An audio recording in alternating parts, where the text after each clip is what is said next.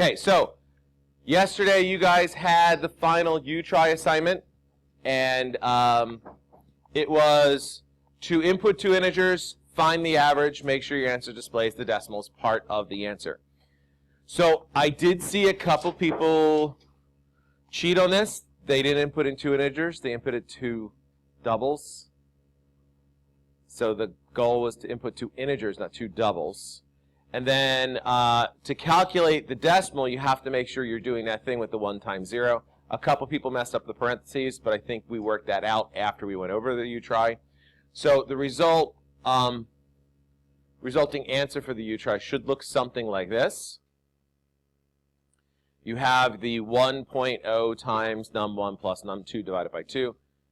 This has to be in parentheses to make sure this calculation is done first.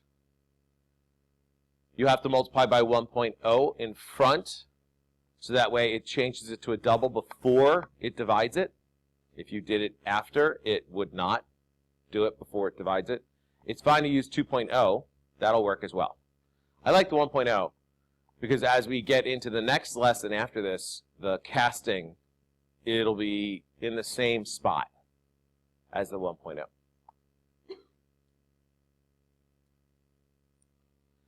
So today we're going to talk about something that is so totally out of your realm of math. It's going to throw you a little bit. So everyone should be looking up here. There should be no computers open, unless you're taking notes. That's fine. So this is called a unary operator. We have two ints, C and D. And then we have this math thing right here. We got to deal with this first. C is equal to C plus 1 is how you would read it in algebra class. However, reading that makes it really confusing if you read it that way. Think about it. If in Mr. Bonge's class I wrote C is equal to C plus 1, Mr. Bonge would say, no solution. That doesn't make any sense. How can C equal C plus 1? It can't. Right? If you're comparing C and C plus 1, they don't compare.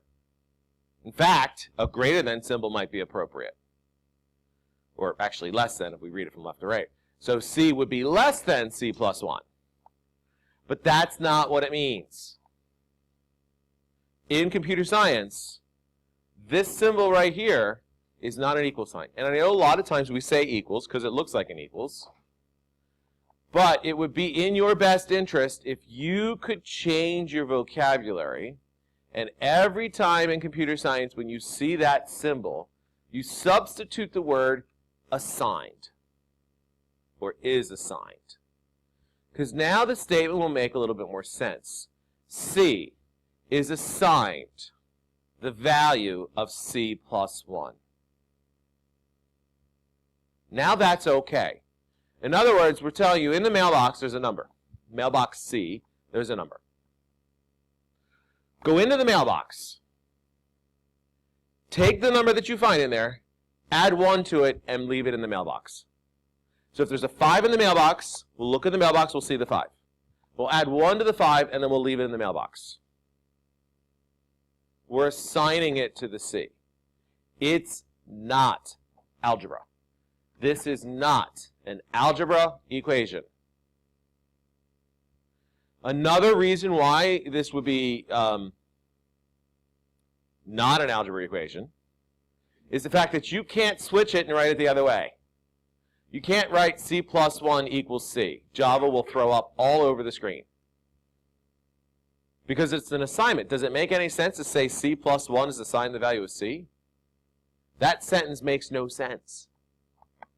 But in algebra, it's fine to do that. By the symmetry property of equality, you can flip back and forth across an equal sign, no issues at all. However, this is not algebra. This is computer science. So we can only assign C a value. So the order has to be the C comes first, and then this symbol here, and then the C plus 1. Now, computer science people are lazy. We are. We prefer to type fewer strokes. The less keystrokes that we have to type, the better. So sometimes we come up with shortcuts. And one shortcut, and it's not just for Java, is plus plus. This is your first unary operator. D plus plus is the same as saying D is assigned the value of D plus 1. So this is the same. Hopefully this works. Maybe not. As saying, oh, the thing's not working.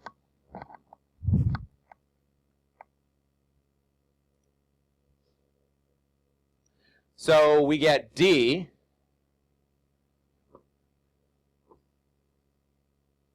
is equal to, but it's really not equal to, it's assigned the value of D plus 1.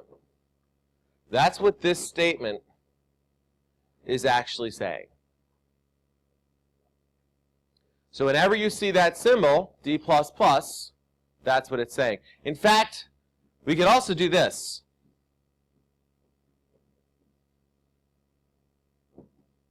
Plus plus D. It's not the same thing as D plus plus.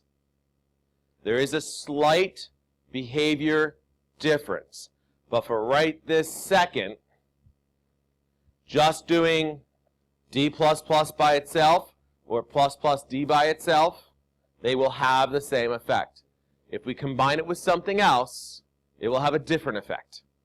So hold off on using this. In fact, it's a good practice to start using just the D plus plus. Okay? And then, of course, we print them out. Two nice print statements.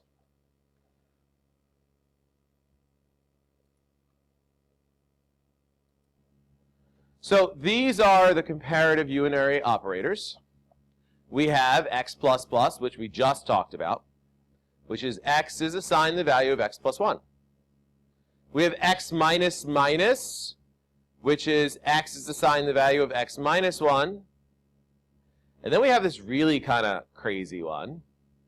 X plus equals.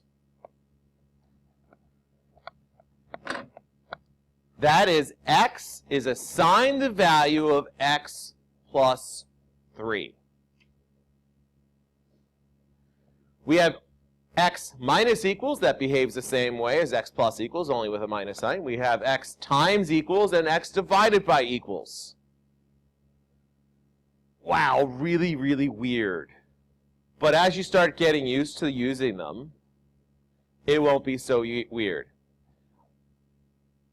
You may say, hey, Mr. McLaughlin, can't we just use x is assigned the value of x plus 3? Won't that just work? Yeah. And will it work on the AP exam? Yeah, for the free response section, but they're going to have a multiple choice question or code that you have to be able to recognize what this means. So I would get into the habit, the regular habit of using the unary operators where possible. Don't do x is assigned the value of x plus 3. Instead, do x plus equals 3. In your head, think this, but type this. Or type this and then go back and change it to that. Whatever works. You need to get in the habit of using that and seeing that. So again, be careful. Plus plus x is not the same as x plus plus, even though they have very similar behavior. We will see an instance when we use it that it will not be the same behavior. So let's deal with that.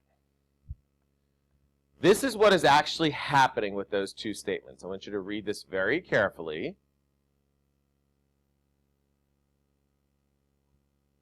Make it nice and big for you. Pause the video if you need to. So x plus plus increments the value of the variable x. after it processes the current statement. So the after is important. Plus plus x increments the value of x before processing the current statement. So what the heck does that mean, in practice? What does that really look like? By the way, you guys might want to stick with x plus plus for now, because it is the one that you basically want most times. So suppose, for example, we had three integers, c, d, and e. Excuse me, c, d, and a. If we look at this code, here's the output on the right. Let's go through this very carefully. D plus plus, the value for d plus plus. So if I start at d at 1, 2 is what the value of d is. But when I do d plus plus, it says it's 1. I did d plus plus. Shouldn't have incremented it? No. Because the d comes first, it executes that part of the statement first. We're in a print line. It sees the d. You are asking it to print the value of d. So it prints it. It's a 1. Then the computer sees the plus plus. You're asking the computer to increment it. So then the computer makes the d a 2. So this first statement here, d plus plus, prints 1, but then increments d to 2. So when it gets down to the next statement, and we're just printing the letter d, the value of the variable, we're printing 2. So it's displaying the d first, then doing the addition.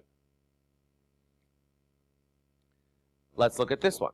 If I say c plus 1, the value for c plus 1, well, it makes it a 2. Well, that's weird, right? How many people would have thought it would have done c and just did 1? Seems reasonable, seems similar, but no. Java sees this and does addition first. Now you're saying, wait a minute, isn't this addition? Well, no, it's a unary operator. It does something different. It behaves differently. So this will change the value to 2, but it doesn't actually change the value of c. We're not changing the value of c when we do c plus 1 in a print statement. We're doing math. There's no assignment there. D plus plus is an assignment. Its d is assigned the value of d plus 1. C plus 1 is not an assignment. We're not changing the value of c. We're just doing math. So it takes the value that's in c and adds 1 to it and prints it out. So d plus plus is actually a pretty complex statement. It can print the value of d, but then also operate on d. Now let's go the other direction. Plus plus a.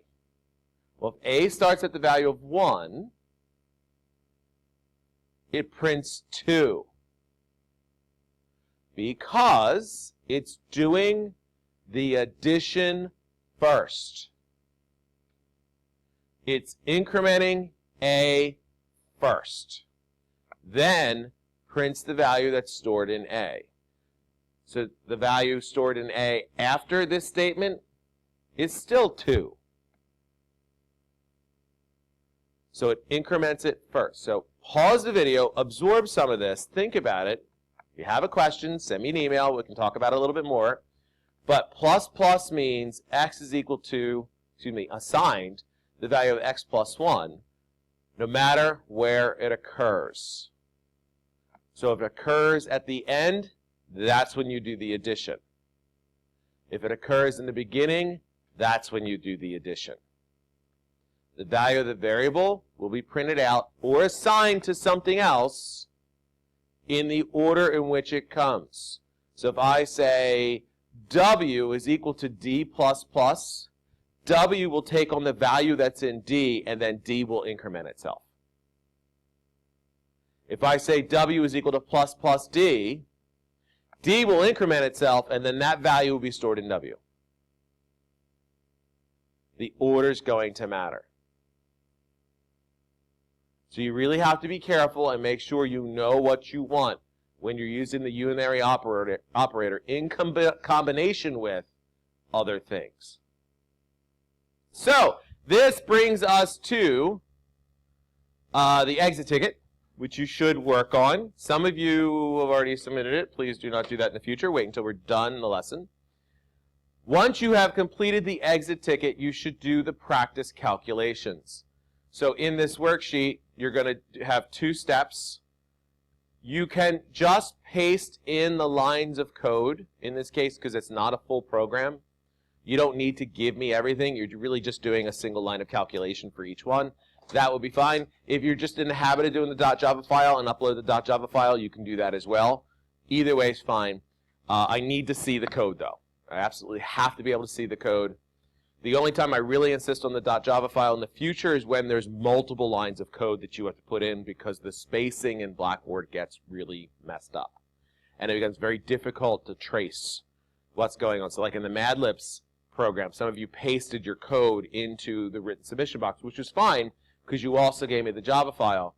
But if you only pasted your code, then I'm kind of looking through, and the word wrap's all weird, and the spacing's off, so it doesn't make a lot of sense. So you want to make sure that you're, especially multiple lines of code, giving me the .java file. It's also easier when I need to run it to verify that your program is actually doing what it's supposed to be doing. When we have the larger assignments, which is coming up, we have our first summative big assignment coming up, 50-pointer, very soon. You'll have to give me the .java file because I have to run it to make sure it runs and do different test values. Since I'm mentioning test values, before you guys dive into the practice calculations, one of the things you should do is test your code with data. So best case scenario, worst case scenario, average scenario. I always kind of go with the same thing when you do graphing. You do -1, 0, 1, right? You want to test the boundaries. What are the boundaries of the condition that you're testing? What are you actually want to make sure works? If 3 works, then 5's going to work. They're both odd numbers. They're both positive. You don't need to test them both. But maybe you need to test a decimal. Maybe you need to test a negative number, a negative decimal, a really, really big number, a really, really small number. So throwing in some testing while you're running your code is important.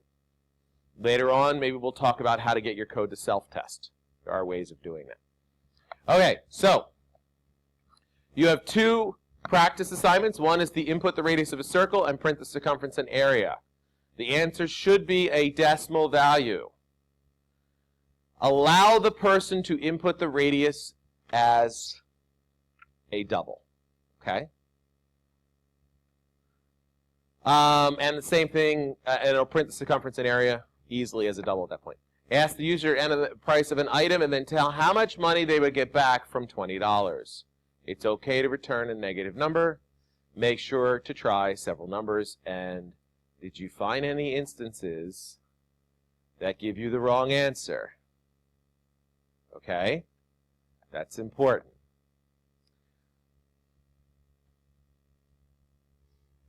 Any questions? Okay, you guys can do the exit ticket and then do the practice. So for the fast start activity, the answer for answer equals x plus y is 5630. The reason that is because Java set up active memory to be a string as soon as it saw the word answer. So active memory that's a string, can't do calculations. So as soon as it goes into that string, it's now looking at the plus sign as a concat. So it's concating or combining the x value and the y value and putting them together as a string, because active memory is a string. So the correct answer for that is answer equals 5630. Make sense?